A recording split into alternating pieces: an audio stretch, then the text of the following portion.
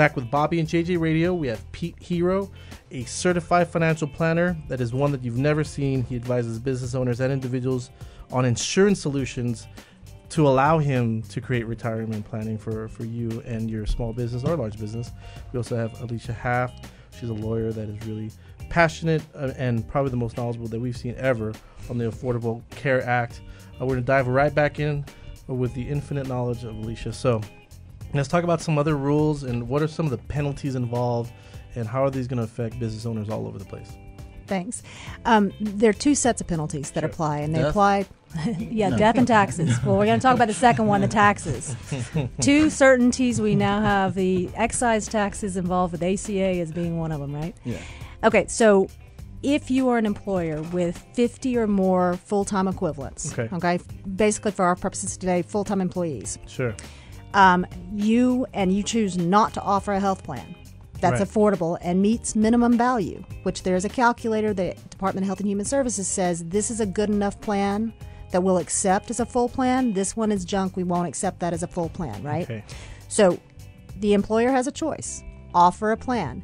If they offer a plan that's affordable and meets minimum value to all of their eligible employees, no penalties, right? Okay. However, if they don't, if you say, forget it, I'm not offering anything to anybody, I don't care, I'll pay, then the feds come back, or will come back once the taxes are filed, and say, all right, I'm going to take your entire full-time workforce, I'm going to subtract, starting in 2016, I'm going to subtract the first 30 human beings from you. That's your freebie, right? Mm-hmm. And then I'm going to take the rest of that group, and I'm going to multiply it times $2,000 per person.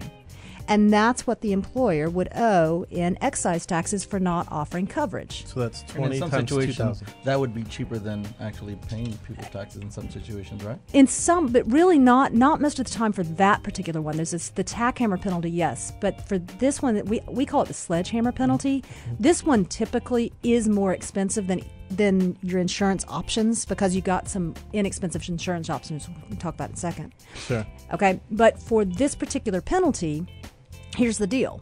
The penalty is monthly. It's calculated monthly. That's why you got to track, because you got to be able to say, no, IRS, this person wasn't full-time, they weren't eligible for benefits versus they were, and all that sort of thing. Right. Okay, so let's go to stage 2.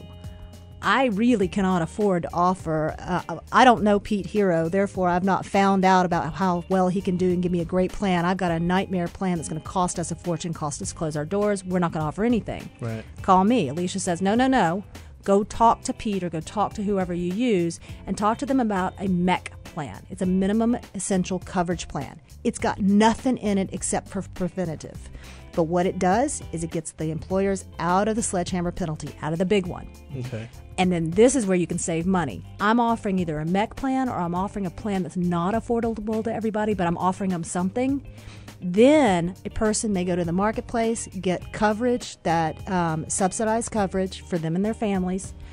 I, as the employer, I'm going to be on the hook for $250 a month while they're on that coverage through the marketplace. That's it. And so that's the tack hammer penalty. It's smaller because it's per person who actually goes to the marketplace. So some employers find it to be useful. So in that particular scenario, the employee would benefit because they're going to get the subsidies, and the employer is going to say, "Look, I pay $250 to the federal government, or I pay whatever to $500 my plan." That's right. Yeah, And in the service industry, that's definitely where you've got a lot of lower paid employees, where the challenge is that if they go to the marketplace, like Alicia was saying, you pay the $250 per employee. And in the service industry, most of employees qualify for a marketplace subsidy. So when we're talking about that other penalty, that can be pretty substantial. So when you're talking about doing your planning, that's where it's very important. And then that's where I kick it back to Alicia, and we worked in tandem. Is that particularly in the service industry, when you're talking about counting your full-time equivalents and the penalty that's going to be assessed on that, your goal is to know the rules and how to reduce that full-time equivalence as much as possible. So let's talk about that real quick. Yep. You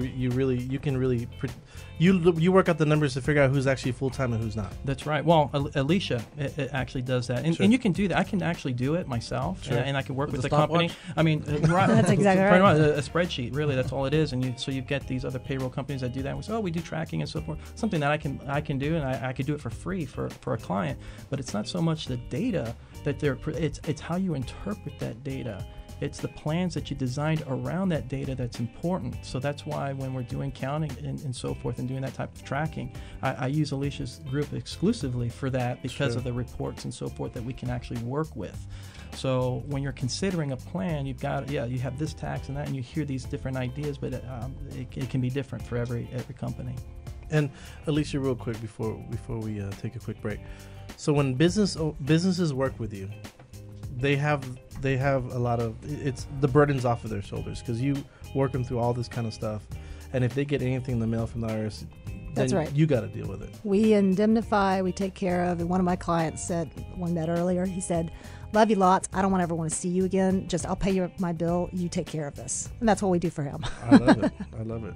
We'll be right back, folks.